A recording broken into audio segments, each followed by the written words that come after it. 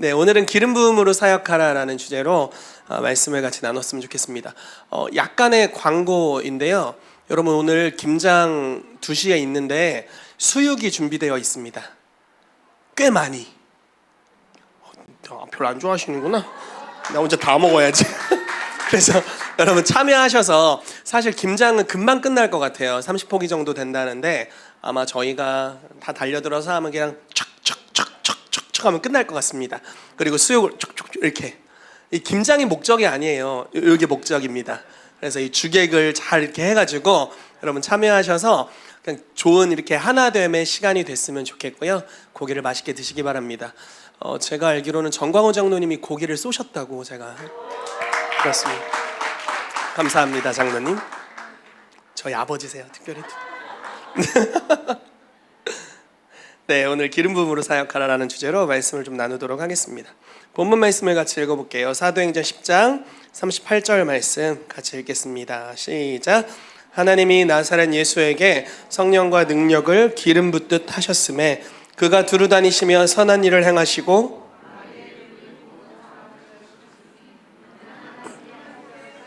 아멘. 여러분, 여기서 예수님의 이름 대신 우리 이름이 들어가게 되기를 축복합니다. 하나님이 정희택 목사에게 성령과 능력을 기름 붓듯 하셨음에 너무 은혜로운 것 같아요. 이게 너무 필요한 것 같습니다. 예수님의 삶, 심지어 하나님의 아들이신 예수님의 삶에도 성령과 능력으로 기름 붓듯함을 받을 필요가 있으셨다면, 그리고 두루 다니시며 착한 일을 행하시고 마귀에게 눌린 모든 자를 고칠 때 하나님의 함께 하심이 필요했다면 저는 한 여러 배 필요할 것 같습니다.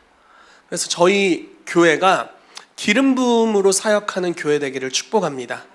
사실 오늘 사역자를 임명하고 좋은 시간을 보냈는데 너무 재밌어요. 우리 김수망 전사님 대학교 1학년 때부터 제가 함께 했습니다. 진짜 올해 한 14년 얘기한 것 같은데, 네. 그런 이제 시집 가고, 강희훈 전사님 초등학교 5학년 때부터 함께 했습니다. 장가 가고. 그 둘은 제가 혈연 관계라고 생각했거든요. 절대 이루어질 수 없는, 가족은 결혼하는 거 아니잖아요, 원래. 근데 둘이 막 서로 좋다고 그러길래 결혼해야겠다고 생각했죠.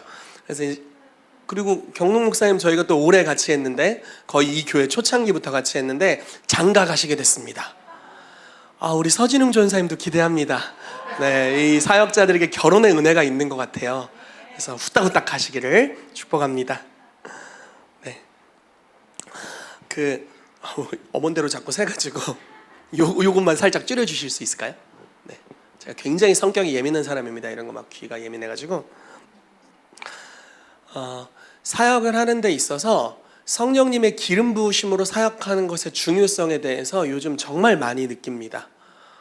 주님이 아닌 것이 심겨질 때 당장은 보이지가 않아요. 당장은 파악하기 어렵습니다. 성령으로 심는지, 악령으로 심는지, 아니면 그냥 육적인 노력과 재능으로 심는지 당장은 표시가 나지 않아요. 그렇지만 몇 년 지나면 완전히 드러납니다. 결국 심은 것이 열매를 맺게 됩니다. 저는 저희 교회에서 일어나는 모든 사역이 나중에 제가 죽은 이후에도 그 결과물로 남았으면 좋겠습니다. 그래서 영원한 유업이 되는, 유업을 생산하는 그런 사역이 되길 축복합니다. 그렇기 위해서는 우리가 하는 모든 종류의 사역이 성령의 기름 부으심으로 해야 돼요. 예배를 인도하고 예배팀이 예배를 할 때 그냥 재능과 은사로 하는 것, 기름 부으심으로 하는 것 당장은 파악하기 어려울 수 있어요. 그렇지만 사람들의 삶의 열매로 반드시 나타납니다. 그리고 예배자들 본인의 삶의 열매로 반드시 나타납니다.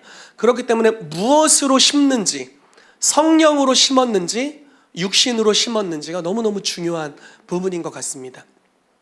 어제 설교를 이제 유스코스데이를 다녀와서 설교를 준비하는데 굉장히 독특한 느낌이 들었어요. 이걸 제가 굳이 얘기하나 하다가 좀 표현하면 여러분들에게도 도움이 될 것 같아서 좀 표현을 하겠습니다. 고등학교 때 마음이 좀 불안정한 시기가 있었어요. 그런데 그때 저에게는 감사하게도 기도하는 시간이 굉장히 많았습니다. 저희가 이제 이회찬 1세대라고 해서 그 야간 자율학습이 폐지되었던 유일한 세대예요. 우리 때 망해서 다시 생겼거든요. 그래서 저희 때만 없었어요. 그래서 저희는 고등학교 때 시간이 굉장히 많았어요. 한 4시면 다 끝났던 것 같아요. 그럼 이제 집에 가서 가방 놓고 밥 먹고 이제 저녁에 기도하러 다녔던 기억이 있습니다. 그래서 저녁 시간을 다 기도하면서 보내고 아침에 일찍 와서 기도하고 이제 이렇게 시간을 보냈는데, 그때 항상 불렀던 어떤 찬양이 갑자기 떠오르면서 그때 항상 성령님을 의지하는 찬양을 했거든요. 그 살아계신 하나님, 이 찬양 아세요? 역사는 하나님, 우리 찬양 가운데 거하시는 하나님, 손을 들고 찬양, 손뼉치며 찬양, 이거 있습니다. 이 찬양인데 그 찬양이 막 떠오르면서 그때 그 감정 그리고 영적인 상태 이런 것들이 이렇게 막 오더라고요. 느낌이 어떤 느낌이냐면 삶이 되게 불안정해요. 그땐 저거 뭐 당연히 성숙하지 않았으니까 정서적으로도 불안정함이 많이 있었죠. 정서적으로도 불안정하고 삶이 불안정한데, 한편에서는 주님을 간절하게 의지하고, 그러니까 모든 에너지와 힘을 다해서 주님을 쫓고 있었어요. 그 이 양가 감정이라고 해야 되나? 요게 이렇게 느껴지더라고요. 그래서 이거는 대뜸 무슨 느낌이야? 이제 이러고 저 어제 설교를 준비하고 오늘 와서 주님을 예배하는데 그게 막 이렇게 다시 느껴지면서 나의 마음의 닷, 내 영혼의 닷이 땅에 있는가 하늘에 있는가 이런 생각이 좀 들더라고요. 만약에 제가 이제 지금은 그 어린 시절보다 훨씬 더 모든 것이 안정적이어졌습니다. 이제 결혼하고 아이가 있고 뭐 그 당시 물론 용돈 받고 살았지만 그 당시보다 모든 영역의 삶이 훨씬 더 안정되었고요. 뭐 사역도 훨씬 안정되고 뭐 모든 게 다 안정되었습니다. 그런데 내가 이 땅에서 내 지각으로 파악하는 보이는 세계 안에 내가 내 영혼의 닷을 닷이 뭔지 아시죠? 배가 정박할 때 엄청 무거운 거 막 던지잖아요. 그럼 이제 그걸로 이제 정박하게 되는 그 무거운 그겁니다. 내 영혼의 닷을 내가 땅에 두고 있다면 땅의 어떠함 때문에 흔들리기도 하고 담대하기도 할 겁니다. 막 통장에 막 몇 억 있으면 든든해, 평안해 이러고 이제 뭐 보이는 곳 안에서 막 명성과 막 지위가 주어지고 좋아. 요즘 제가 우리 홍사도님의 에쿠스를 타고 다니는데 에쿠스 좋아, 든든해 이렇게 만약에 이런 것들을 만약에 만족한다면 영혼의 닷이 땅에 있는 거죠. 그렇지만 영혼의 닷이 하늘에 있다는 것은 히브리서 말씀에 그게 표현되어 있는데, 그 히브리서가 쓰여질 당시에 그 상황이라는 것은 굉장히 어려운 핍박의 때였습니다. 그래서 땅에서는 너무 불안정한 거예요. 뭐 암열과 토굴에 있었다, 뭐 세상에 감당치 못하는 사람들이었다 이렇게 표현될 만큼 굉장히 많은 박해가 있었던 시대였습니다. 그런데 그들의 영혼의 닷을 하늘에 두었대요. 하나님이 나를 어떻게 바라보시는지, 그리고 지금 내가 주님과 어떤 관계성 안에 있는지가 나의 정체성이자 나의 뿌리, 그리고 나의 안정감, 그리고 내 오감으로 이렇게 느껴지는 세계가 아니라 그분과의 관계성이 나의 그 근원이 된 겁니다.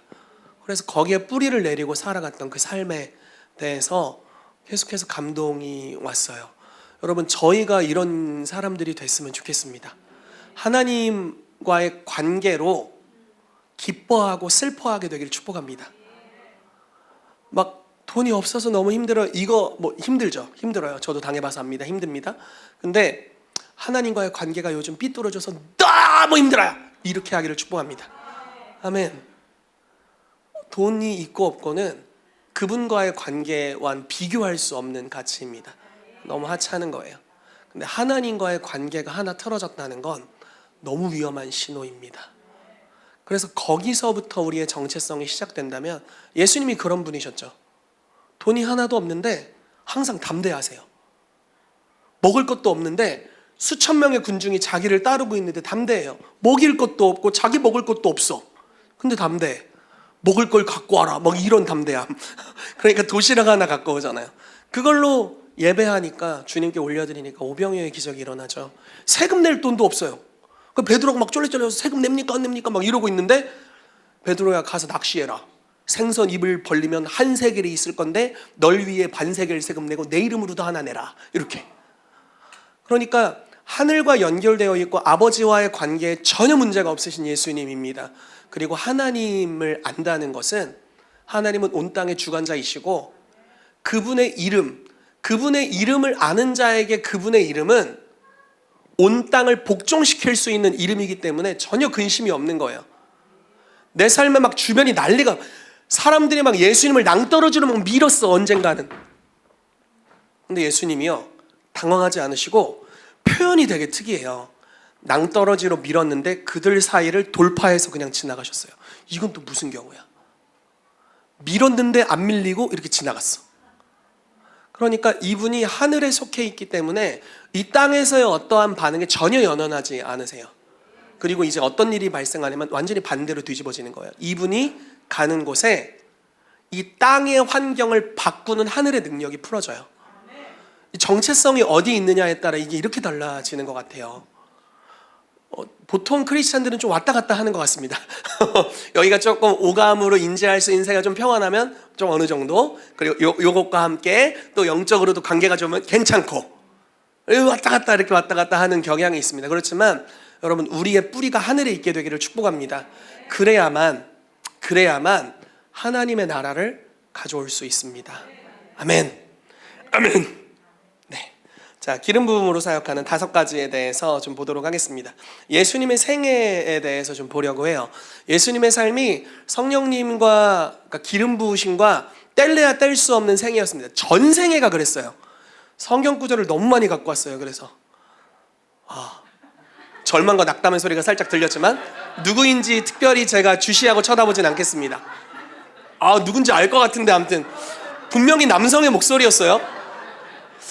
네, 남성의 목소리였는데, 네, 넘어가겠습니다. 아까 사랑 찬양했잖아요. 사랑은 모든 것을 참으며 견디세요. 네, 자, 성령의 약속. 성령으로 사역하는 같이 성령으로 사역할 수 있는 기름 부음 받으라, 이렇게 5가지 주제로 나누도록 하겠습니다. 자, 예수님의 생애를 이야기할 때 예수님의 모든 것이 다 성령님으로밖에 설명이 안 되더라고요. 자, 말씀을 좀 읽으면서 넘어갈게요. 마태복음 1장 20절 말씀 같이 읽어보겠습니다. 시작. 이 일을 생각할 때 주의 사자가 현몽하여 이르되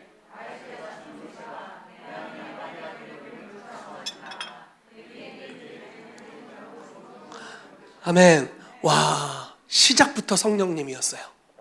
예수님은 성령으로 잉태되셨습니다. 아이가 나올 수 없는 상황이었잖아요. 조건이었잖아요. 그러니까 마리아가 남자를 알지 못하고, 그러니까 성적인 관계가 없었음에도 불구하고 임신을 하게 됐고, 그건 성령으로 잉태된 것이었습니다. 저도 출생이 좀 괜찮거든요. 어머니의 서원을 통해 태어난 자식 꽤 괜찮은데 예수님 못 따라가겠어요. 그 세례 요한은 막 뱃속에 있을 때부터 성령 충만했잖아요. 그러니까 예수님은 그분의 존재부터 성령으로 잉태되셨다라고 표현되고 있습니다. 이거 다른 거 하나 볼게요. 마태복음 3장 16절 17절 읽어보겠습니다. 시작. 예수께서 세례를 받으시고 곧 물에서 올라오실새 하늘에 열리고 하나님의 성령이 비둘기같이 내려 자기 위에 임하심을 보시더니 하늘로부터 소리가 있어 말씀하시되 이는 내 사랑하는 아들이요 내 기뻐하는 자라 하시니라. 아멘. 자, 예수님의 전생애가 바로 여기서부터 시작됩니다. 공생애가 이 기름 부으심을 받는 성령님이 임하심으로부터 시작되는 것을 볼 수 있습니다. 자, 요 말씀 같이 읽어보겠습니다. 빌립보서 2장 5절에서 8절입니다. 시작. 너희 안에 이 마음을 품으라. 곧 그리스도 예수의 마음이니 그는 근본 하나님의 본체시나 하나님과 동등됨을 취할 것으로 여기지 아니하시고 오히려 자기를 비워 종의 형체를 가지사 사람들과 같이 되셨고 사람의 모양으로 나타나사 자기를 낮추시고 죽기까지 복종하셨으니 곧 십자가에 죽으심이라. 아멘. 자, 예수님의 사역의 능력의 근원은 그분의 신성으로부터 온 게 아니라고 명확하게 이야기하고 있습니다. 하나님이셨지만 하나님됨을 의도적으로 내려놓으셨어요. 그리고 사람의 모양, 사람의 육체를 입으셨고 사람과 동일한 조건에 계셨습니다. 배고프면 먹을 것을 달라 이러시고 졸리면 주무시고 그러셨어요. 육체의 한계를 분명히 가지셨습니다. 그럼에도 불구하고 신성을 내려놓고 성령님을 전적으로 의지했던 것을 볼 수 있어요.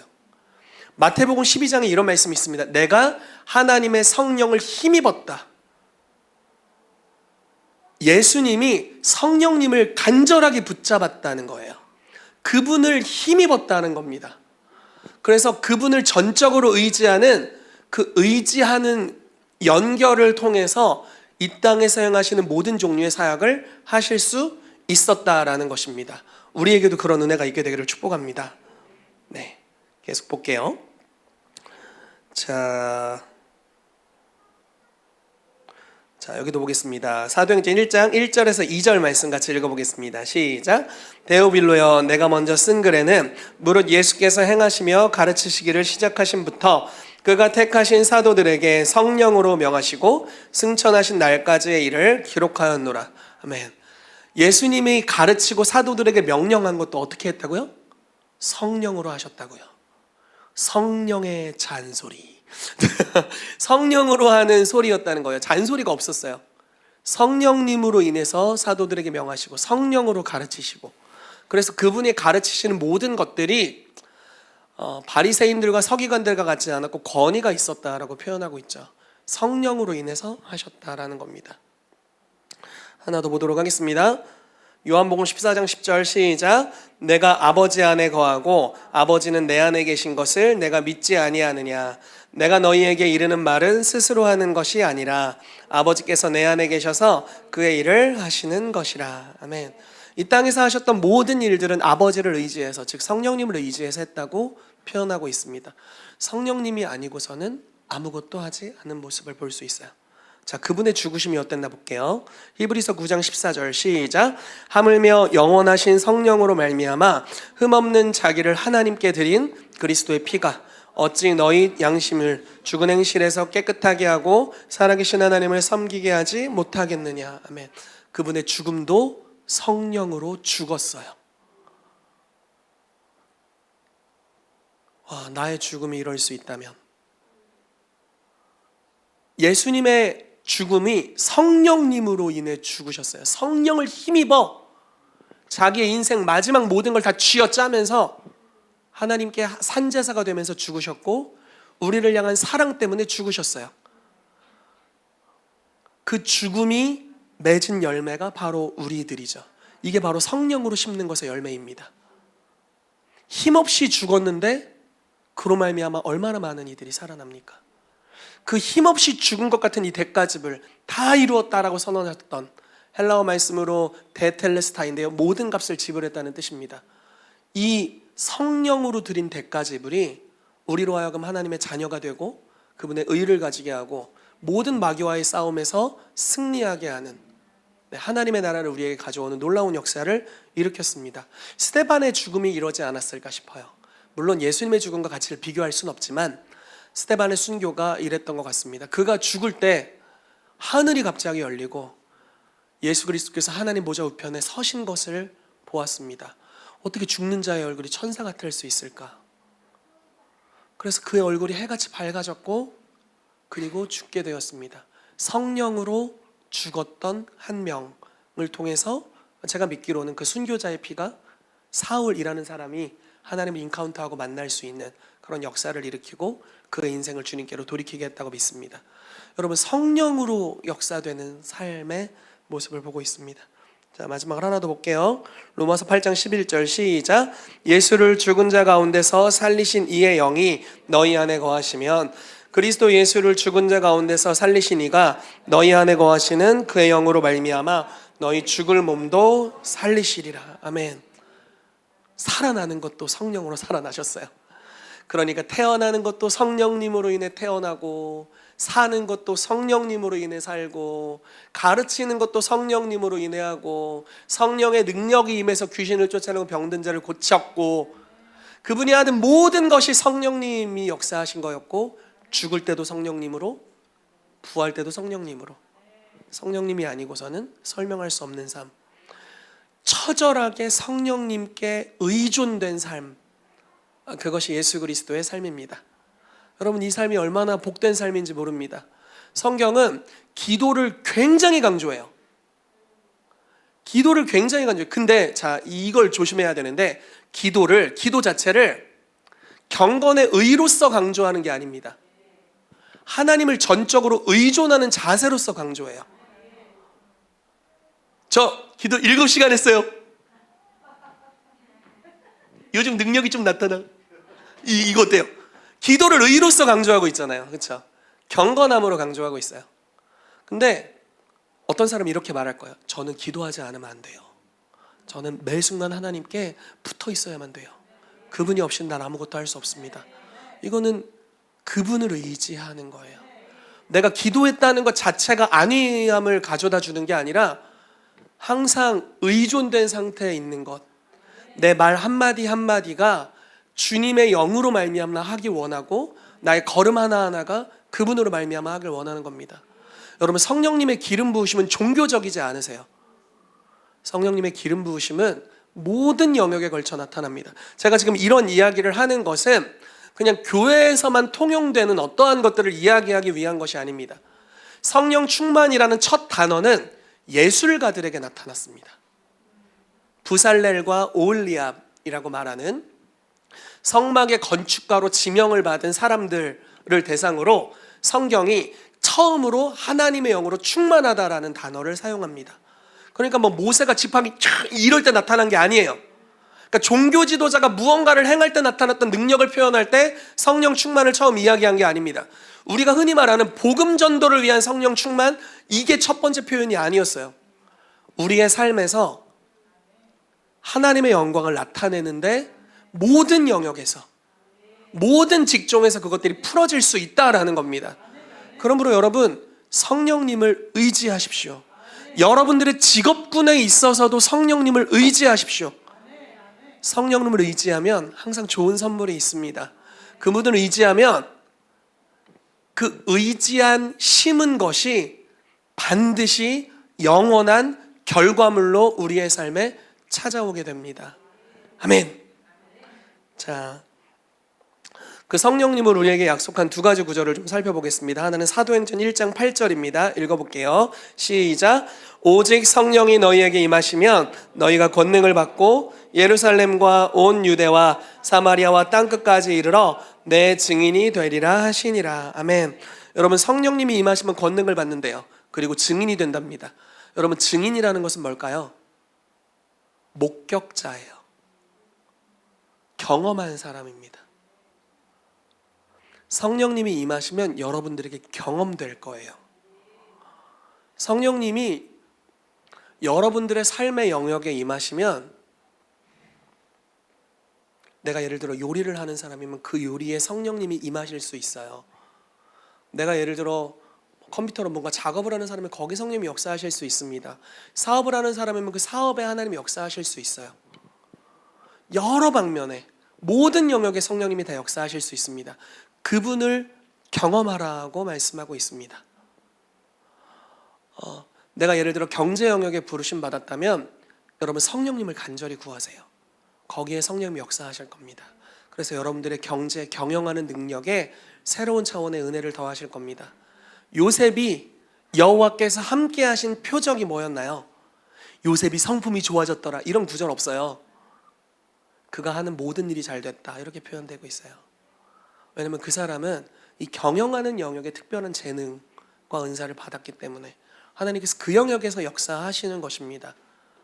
모세는 성령이 임하셨는데 모든 사람을 이끌어가는 리더십이 필요했잖아요.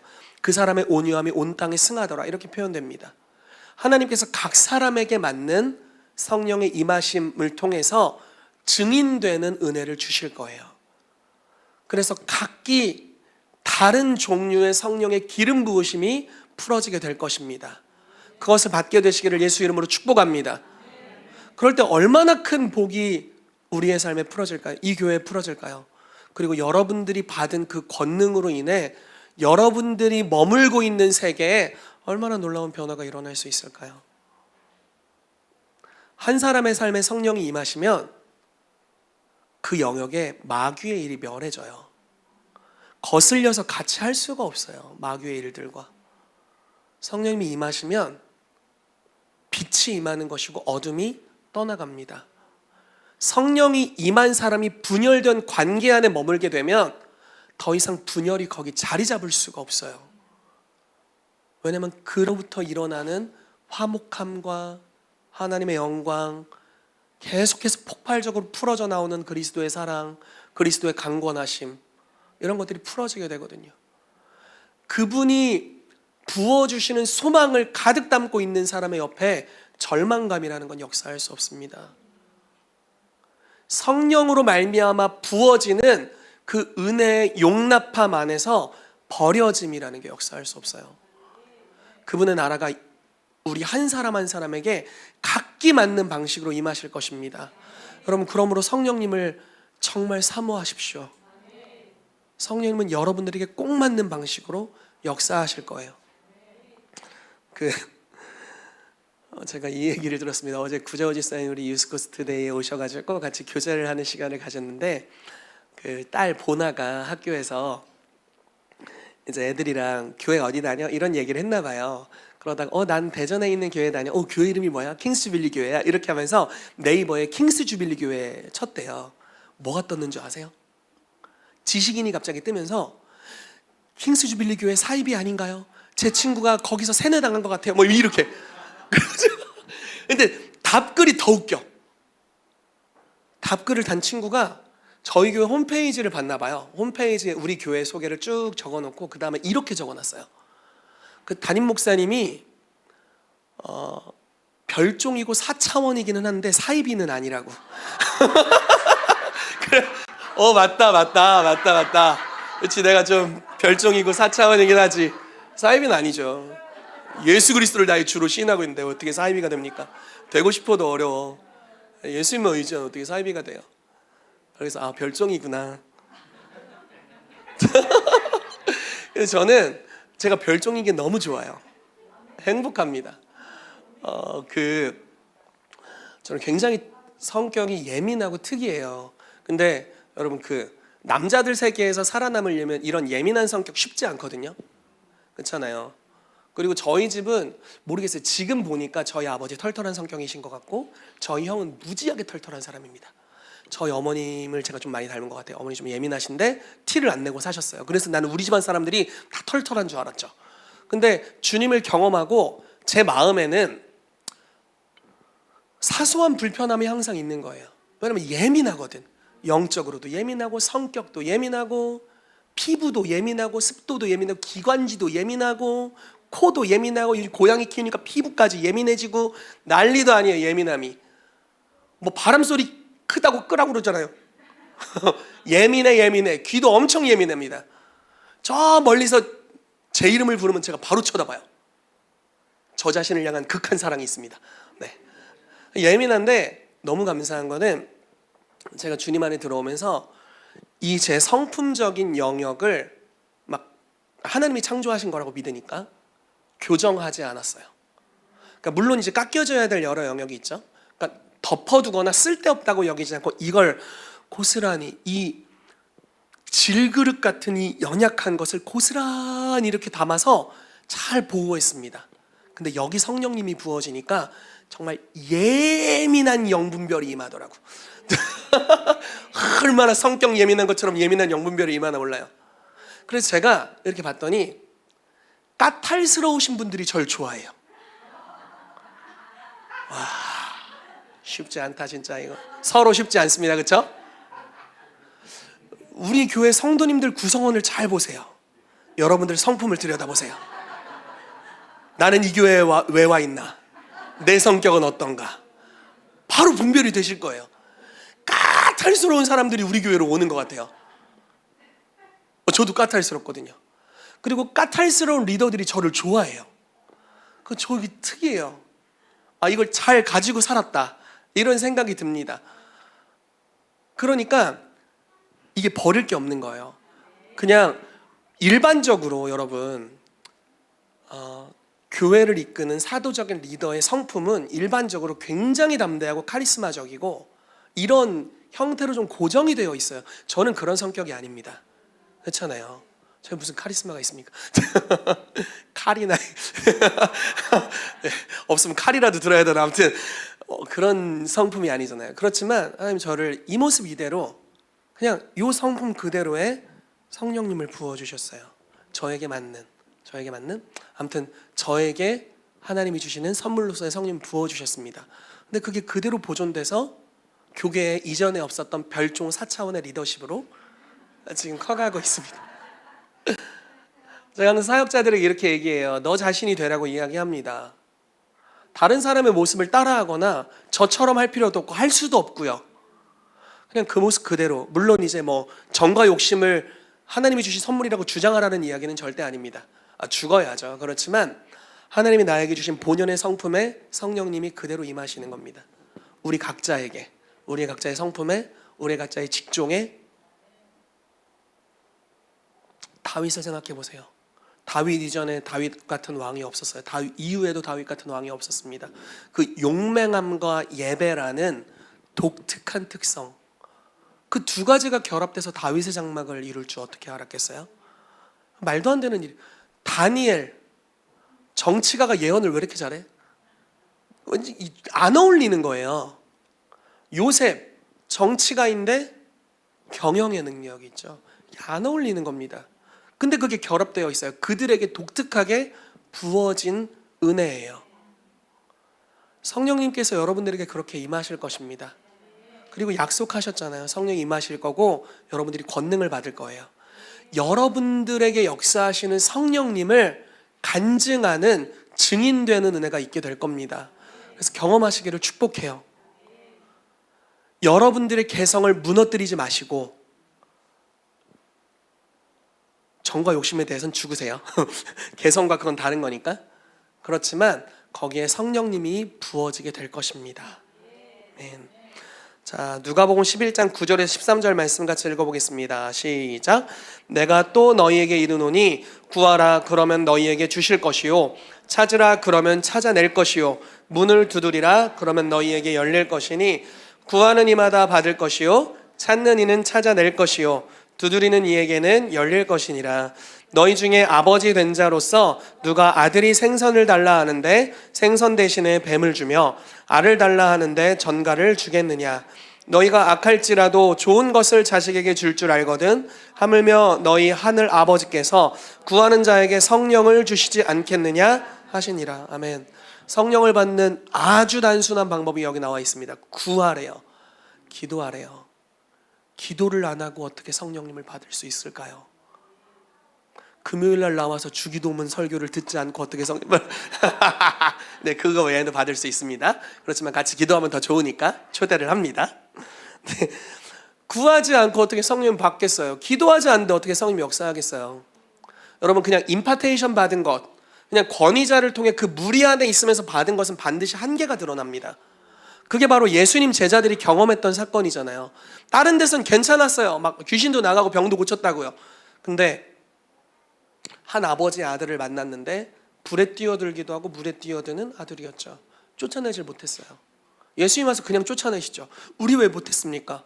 기도 외에는 이런 유가 나가지 않는다는 겁니다.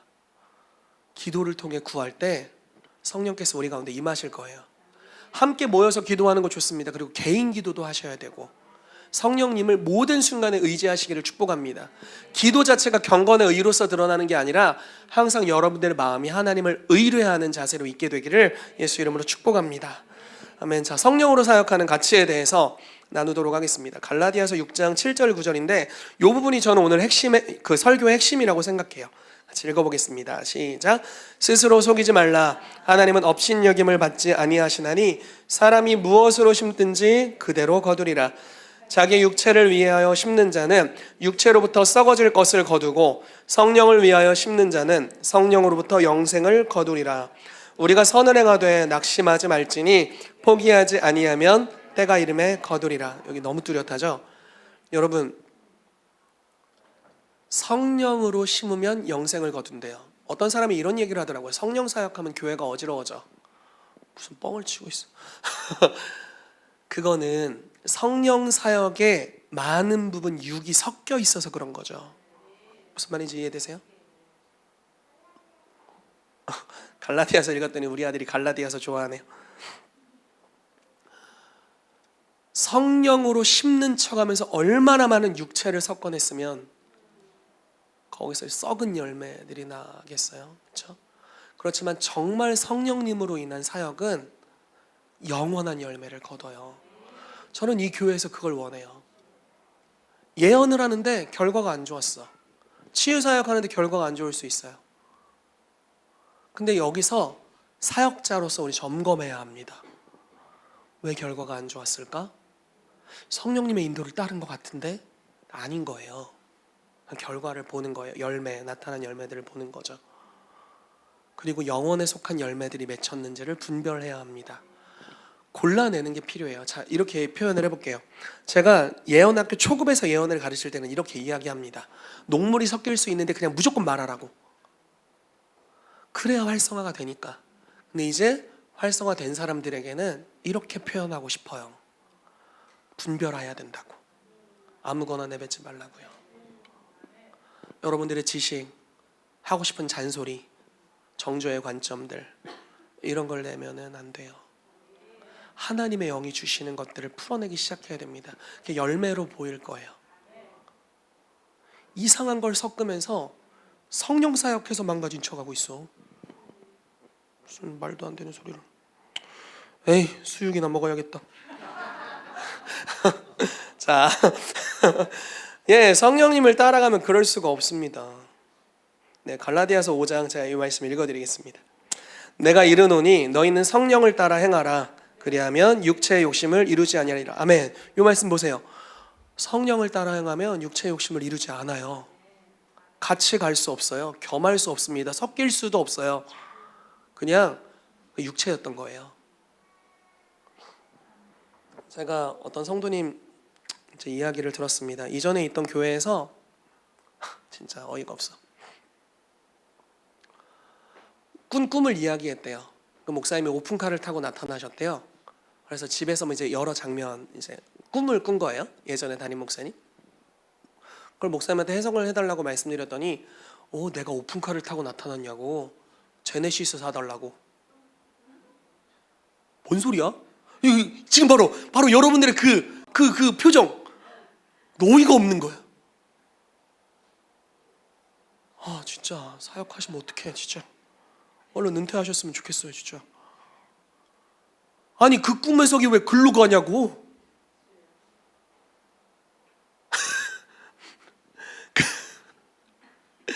미치겠다, 진짜. 그쵸? 그게 왜 제네시스로 가냐고요. 근데 예언 사역하는 사람이래. 어떡하냐, 진짜. 여기서 제네시스 얘기 안 나오길 축복합니다. 여러분, 창세기 열심히 읽으세요. 진짜. 창세기 읽읍시다, 우리. 진짜 제네시스 지금 그게 문제가 아니야, 지금. 창세기 읽어야지. 이쪽 코드시구나. 여러분, 진짜 이게 성령 사역을 한다고 섞여 있는 거잖아요. 이게 무슨 성령 사역입니까? 육의 사역이지. 이런 섞임들, 이거는 말도 안 되는 거예요. 이거 완전 성령님 아니에요. 자기 욕심 채우려고 거기다 막 섞어 넣었구만, 막 메시지를. 여러분, 성령을 따라 행하면 육체의 욕심이 이루어지지 않습니다. 여러분, 성령님으로 행하게 되기를 축복합니다. 그러므로 여러분, 진짜 사역할 때 주의하셔야 돼요. 제가 한 번도 이런 메시지를 전한 것 같은데, 사역을 하고 사역의 대가를 요구하시면 안 돼요. 차라리 정액제가 편해요. 정찰제. 뭔 소리인지 이해되세요? 차라리 사역할 거니까 이 돈 내고 받을 사람 오세요. 이게 차라리 편해요. 기적이 일어났는데 갑자기 1억 내놓으라고 하면 그럼 진짜 골치 아파요. 너무 위험한 겁니다. 진짜 그런 일이 없어야 됩니다. 껌도 사달라고 하지 마세요. 껌도 사달라고 하지 마세요. 초콜릿도 사달라고 하지 마세요. 그냥 주면 받으시고 안 주면 그냥 본인이 사 먹으세요. 너무 위험해서 그래요. 너무 위험해서. 왜냐면 간혹 이런 일들이 있어요. 우리는 기쁨으로 성령 안에서 사역을 합니다. 사역을 하면 이 사역을 받은 대상에게는 참 축복이에요. 그렇죠? 왜냐면 성령님이 흘러가니까. 그렇지만 이 통로는 무익한 종이에요. 영광을 받으실 분은 주님이시죠. 근데 가끔 통로가 우쭐대는 경우들이 있습니다. 내가 요즘 3시간 기도했어. 약간 이렇게. 그리고 이분도 이렇게 하나님께 감사하는 표현으로 이 사역자에게 뭔가를 해줘야 된다는 마음이 있을 때가 있어요. 자발적이면 베스트. 근데 초콜릿 이러면 진짜 별로야. 이거는 재앙입니다. 이 사역자에게 저주예요. 진짜 다시 한번 말씀드리지만 이 사역자에게 저주입니다. 저주. 진짜 저주예요. 진짜 저주받을 거예요. 왜냐면 섞이거든요. 하나님의 영광을 취하고 변질되기 시작해요. 초콜릿 요구했는데 제네시스로 간다니까요. 점점. 네. S클래스로 간다니까 이제. 여러분, 자 이제 제대로 된 이야기를 좀 해보겠습니다. 성령님을 따라 행하면 성령의 열매가 나와요. 성령님으로 누군가를 축복하고 사역하면 성령의 열매를 맺습니다. 그 열매를 이렇게 표현하죠. 사랑, 희락, 화평, 오래 참음, 자비, 양선, 충성, 온유와 절제. 그리고 이걸 막을 방법이 없대요. 너무 많이 흘러나와서 막을 수가 없어요. 막 안 그런데 그런 척 하는 게 아니라 진짜 막 흘러나와가지고 막 막을 수가 없대요. 막 사랑과 희락과 화평이 막 흘러나와가지고 막을 수가 없어. 막을 수가. 여러분, 그 열매가 이 교회에서 풀어져 나오게 되기를 정말 축복합니다. 아멘. 여러분, 이제부터 우리 사역자들을 째려봐 주세요. 뭐가 흘러나오나. 와, 씨, 나부터 죽었다 이제. 진짜 우리 모두를 위해서. 그리고 저도 동일한 눈으로 여러분들 째려보겠습니다. 우리 성도운동 모두 사역하니까요. 정죄의 눈으로 보자는 게 아니라 진짜 성숙한 영분별이 우리에 필요해요. 그래서 이 사역이 성령으로 말미암는 사역인가? 나로부터 풀어져 나오는 예언이 성령으로 말미암은 건가? 이 치유가, 이 성령의 사역이, 이 예배가, 이 설교가, 이 티칭이, 이 복음 전도가, 사람을 권하는 이 권면이 성령으로 말미암은 것인가? 그렇다면 영원한 열매를 맺을 거예요. 이게 너무나 큰 축복입니다. 우리의 성령님의 인도하심을 받은 하나의 행동이 영원한 열매를 맺을 수 있다고요. 영원한 열매. 한 번밖에 안 했는데 그 결과가 영원히 간다고요. 히브리서 말씀에 이렇게 표현되어 있습니다. 한 번에 영원한 제사를 드렸다. 한 번의 제사가 효력이 영원히 갔어요. 여러분, 여러분들이 성령으로 주님께 드리는 한 번의 예배에 제사가 효력이 영원히 갈 수 있다고요. 그 날카로움, 성령님인가에 대한 그 날카로움, 그것이 우리 가운데 풀어지게 되기를 예수 이름으로 축복합니다. 와, 이제 이 교회 사역하기 쉽지 않겠다 진짜. 자, 마태복음 12장. 오늘 서진웅 전사님 임명받은 날 일부러 막 이렇게 더 사역하기 어렵게 하고 있어요. 네, 마태복음 12장 28절 같이 읽어보겠습니다. 시작. 그러나 내가 하나님의 성령을 힘입어 귀신을 쫓아내는 것이면 하나님의 나라가 이미 너희에게 임하였느니라. 성령 사역의 가치가 바로 이겁니다. 하나님의 나라를 가져와요. 성령이 아니고서도 교회가 돌아갈 수 있다네요. 사실 굉장히 절망적인 이야기예요. 물론 우리 교회 같이 좀 극단적인 교회 있습니다. 나만 별종인 줄 알았더니 우리 성도님들도 다 별종이야. 야외 예배 때 출석률이 제일 낮아. 다른 교회는 야외 예배 때 출석률이 높거든요. 우리 교회는 야외 예배 때 제일 낮아. 예배가 밖에서 드린다 이거야. 안에서 깊이 있게 드리고 싶은데. 약간 그런 느낌. 체육대회 날 출석률이 낮아요. 크리스마스 이브 기대가 됩니다. 출석률 불안해. 노는 날 출석률이 불안해요. 아주 별종 같은 교회예요. 임재를 너무 사랑하셔서 어디로 가셨나 모르겠어요. 여러분 그냥 함께 해주세요 진짜. 네. 근데 성령으로 사역하는 것의 가치는 하나님의 나라를 가져와요. 성령으로 사역을 안 하면 잘 운영되는 것 같아도 거기 하나님의 나라가 없을 수 있어요. 이건 진짜 무서운 이야기예요. 자, 우리 사역자들, 우리 목사님들, 선생님들 잘 들어보세요. 이게 너무 무서운 이야기라고요. 몇 년간 그냥 잘 끌어갔어요. 괜찮은 줄 알았어. 근데 하나님의 나라가 없었어. 그럼 어떡할 거야? 자, 우리 성도님들에게 동일하게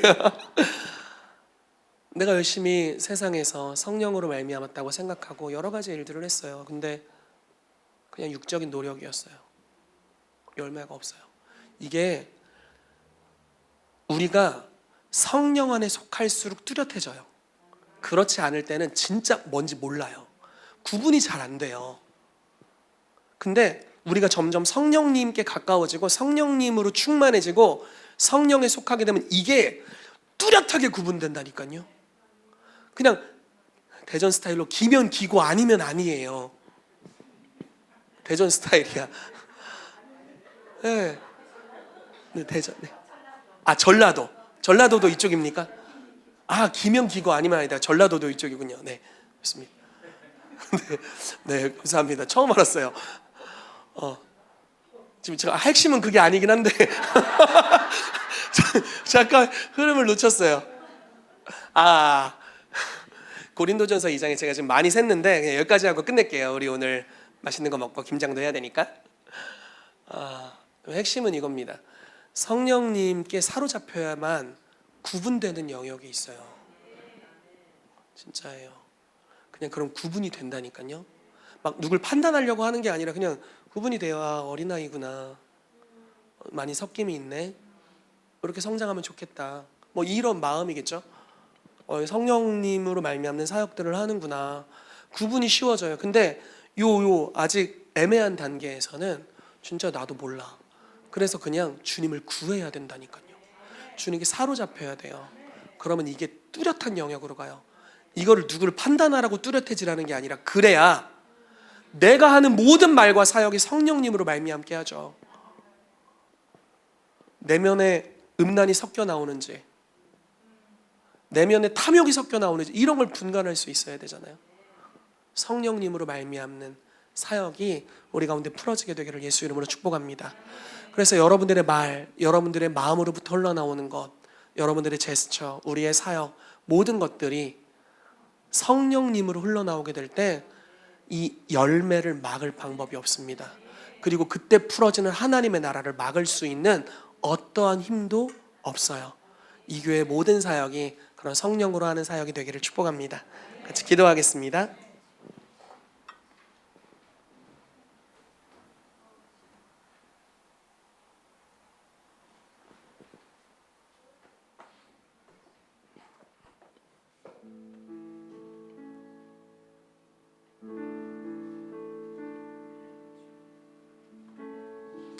여러분, 예수님의 삶은 기름 부으심으로 가득한 삶이었습니다.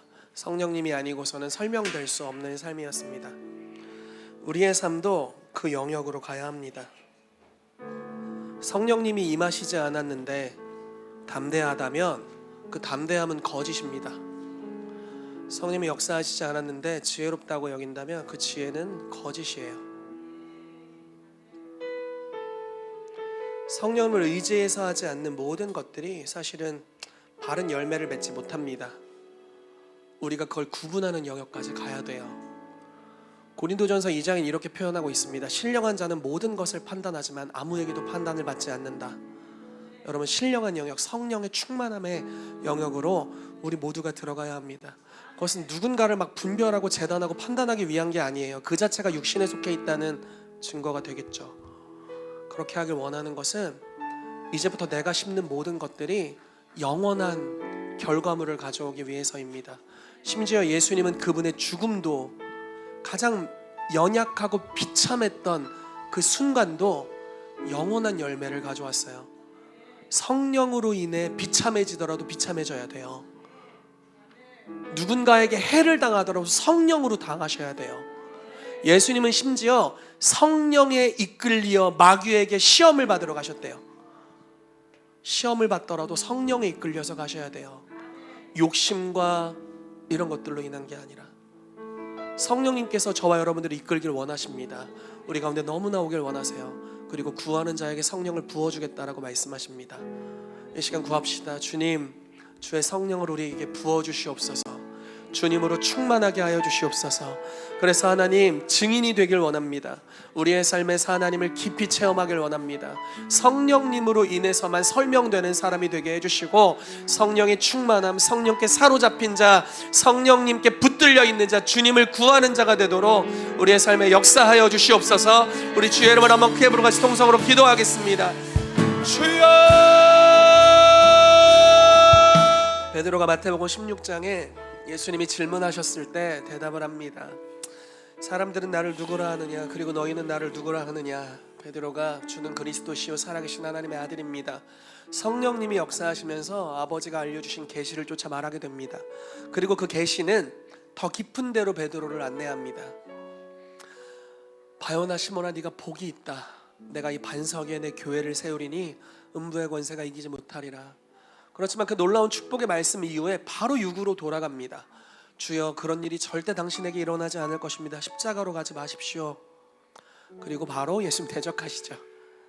여러분, 어떤 사람들은 경계선 위에 있습니다. 성령으로 갔다가 불안해서 육체로 돌아갑니다. 성경은 경계선 위에 있는 것을 균형이라고 이야기하지 않습니다. 성경은 영과 육의 경계선에 있는 것을 뜨겁지도 않고 차갑지도 않다고 이야기합니다. 바울은 고백하기를 내가 예수 그리스도께 사로잡힌 바 된 그것을 잡으려고 쫓아간다 말합니다. 여러분, 경계선에 있으면 정말 열매가 없어요. 경계선은 아무것도 가져다 주지 않습니다. 여러분들이 하나님 앞에 들어가는 것을 머뭇거리고 있는 그 순간, 거기가 마귀가 쳐놓은 함정이에요. 이도 저도 아닙니다. 그냥 세상에 나가 사는 게 나아요. 지옥은 가지만 육체적인 열매는 경험할 수 있을 테니까. 경계선에 있는 사람은 열매 맺지 못합니다. 여러분, 깊이 들어가야 돼요. 예수 그리스도께 사로잡혀야 됩니다. 성령을 힘입으셔야 돼요. 저에게는 이런 경계선이 있었어요. 내가 성령 안에 들어가면 내가 판단할 수 있는 이성을 놓치는 게 아닐까, 이렇게 생각한 적이 있습니다. 근데 감사하게도 야, 무슨 내가 하나님보다 똑똑하냐, 그러고 이제 막 들어갔어요. 그랬더니 더 똑똑해지더라고요. 성령 안에 들어왔을 때 더 명철해지고 분별력이 강해지고, 이미 알았던 성경의 수많은 구절들, 그것들이 다시 해석되고, 그래서 제 삶을 더 객관적으로 성경적으로 볼 수 있게 됐습니다. 성령 안에 들어갈 때 변화가 일어납니다. 스스로 판단하려고 하는 그 선악의 열매를 버릴 때, 하나님께 사로잡히게 될 때 우리는 생명나무의 과실을 먹게 될 거예요. 여러분, 경계선 안에 있는 분들이 있다면 이 시간 축복합니다. 사로잡히는 영역으로 들어가십시오. 성령께 사로잡히셔야 됩니다. 왜냐하면 경계선 열매 없습니다. 몇 년을 머물러도 내가 주님을 위해 몇 년 심었는데요? 아니요, 심지 않았어요. 경계선에 있었거든요. 심자마자 뽑았어요. 심고 뽑았다고요. 무슨 열매를 맺겠어요? 경계선에 있다면 이 시간 결단해야 합니다. 주님, 예수 그리스도께 사로잡힌 바 된 그것을 잡으려고 쫓아갑니다. 성령을 힘입기 원합니다. 에스겔과 같이 그냥 발목에서 멈추지 않고 무릎, 허리, 헤엄칠 만한 강에 이르기까지 더 깊이 한 방향으로 우리가 들어가기로 결정합니다. 성령님이 교회를 사로잡아 주십시오. 경계선 안에 있는 사람들을 권면하셔서 깊은 강에서 주님과 누릴 수 있는 참된 자유로 이끌어 주시옵소서. 우리 주의 이름을 한번 크게 부르고 같이 통성으로 기도하겠습니다. 이 시간 특별히 한 그룹의 사람들을 좀 축복하면서 잠시 기도해드리고 예배를 마무리하는 기도를 하도록 하겠습니다. 저는 성령 사역을 하는 곳에서 상처받은 사역자였습니다. 그리고 저희 교회는 이게 감사한 일인지 아무튼 모르지만 그런 분들이 여기 많이 계십니다. 잘못된 사역, 그리고 성령과 육의 섞임, 사실은 거의 육이었겠죠. 그런 섞임으로 인해서 많은 어려움을 당한 성도님들이 저희 교회에 와 있는데, 그러다 보면 경계선에 서게 됩니다. 성령님 임재 너무 좋죠. 행복해요. 그렇지만 더 깊이 나아가려면 겁이 납니다. 상처를 받았거든요. 트라우마가 있고 어려움이 있습니다. 그래서 멈칫멈칫하게 돼요. 그게 때로는 트라우마 때문에 본능적으로, 그리고 이제는 주도권을 성령님과 권위자에게 주기보다는 내가 주도권을 잡으려고 합니다. 이것은 또 다른 종류의 악이에요. 선악과예요. 그런 분들에게 주님이 이렇게 말씀하신 것 같습니다. 사랑하는 아들 딸아, 경계선에 서 있지 말고 다시 나를 신뢰하는 법을 배워라, 이렇게 말씀하시는 것 같아요. 그래서 우리가 주님을 선택하고 주님께로 깊이 들어가기로 결단한다면 아마 제가 믿기로는 그분들에게 성령의 특별한 권능이 이 시즌에 풀어지게 될 것입니다. 사실 잃어버린 몇 년이 있을 거예요. 잃어버린 시간, 성령 안으로 들어갔었는데 상처받고 멈췄었던 그 잃어버린 몇 년간, 오늘 우리 곽상희 전사님 초임에 선포하셨던 것 같이 7배로 갚아주실 것입니다. 도둑질 당했던 그 시간들, 상처로 인해 빼앗겼던 시간들, 주께서 여러분들의 삶에 7배로 갚아주실 것입니다. 잠시 그런 분들을 위해서 기도하고 전체적으로 마무리하는 기도하도록 하겠습니다. 주님, 상처받았고 어려움과 아픔이 있었습니다. 성령으로 시작했지만 육체로 마쳤던 많은 사역들, 그리고 그 사역으로 말미암는 여러 어려움들이 우리의 삶에 있었습니다. 그래서 주님, 다시 교회를 오게 되고 성령님을 쫓아가고 성령님의 임재를 구하고 사랑하지만, 하나님을 사랑함에도 불구하고 그때 받았던 상처와 어려움으로 인해 스스로 주인 되기를 택하여 성령의 인도하시는 흐름이 있지만, 이것은 내 자유이고 이것은 내가 결정하는 것이고 아직 아무도 신뢰할 수 없기 때문에 이 주도권을 하나님께로 내어주지 않았던 우리 자신의 모습을 이 시간 회개합니다. 주님, 예수 그리스도의 벌로 우리를 씻어주시옵소서. 이제 경계선으로부터 벗어나서 이 잃어버린 몇 년의 시간, 주님 갚아주시기를 기대합니다. 주께 기도합니다. 이 마귀로부터 빼앗긴 것, 도둑놈으로부터 빼앗긴 것, 이제 7배나 갚아주시옵소서. 그래서 몇 년간 잃어버린 이 시간들, 경계선에 과도기적으로 고통당했던 그 시간들, 주님 이 시간 임하여 주셔서 7배로 풀어지는 은혜가 있을지어다. 성령님, 우리 가운데 기름 부어 주십시오. 특별히 오늘 이러한 상처와 어려움의 경계선에 서 있었던 분들에게 특별한 기름 부으심과 능력과 위로로 주님 찾아가 주시고 역사해 주시옵소서. 그래서 다시 한번 너무 어렵지만 우리의 삶을 결단해서 우리의 인생의 주도권을 하나님께로 드리고 성령께서 우리를 끌어가시도록 하는, 다시 한번 주님께 내 삶을 맡기는 그런 은혜가 오늘 풀어지게 되기를 축복합니다. 특별한 위로와 격려와 기름 부으심과 갚으심이 오늘 이들 위에 임할 것을 예수 이름으로 선포하고 축복합니다. 주님, 킹스주빌리 교회가 성령으로 가는 교회가 되어야 되겠습니다. 성령 사역과 육체를 적당히 섞어서 자기의 욕구를 풀고 자기 안에 있는 것들을 내뱉는 곳이 아니라 성령께 사로잡혀서 오직 영원한 열매를 맺는 영역으로 주님 추구하며 들어가는 저희들이 되도록 역사해 주십시오. 사랑을 우리 가운데 부어주셔서 이 여정 가운데 있는 모든 성도들을 사랑의 눈으로 보고 격려하고 축복하고 위로하며 함께 성령으로 말미암는, 그래서 성령으로 심고 영원한 열매를 맺는 저희 교회가 되도록 주께서 일하여 주시옵소서. 지금은 우리 주 예수 그리스도의 은혜와 하나님 아버지의 사랑하심과 성령님의 교통하심이 오늘 성령으로 심고 성령으로 거두는 삶을 추구하는 킹스주빌리 교회 모든 성도들의 삶 위에 이제로부터 영원까지 함께 있을지어다.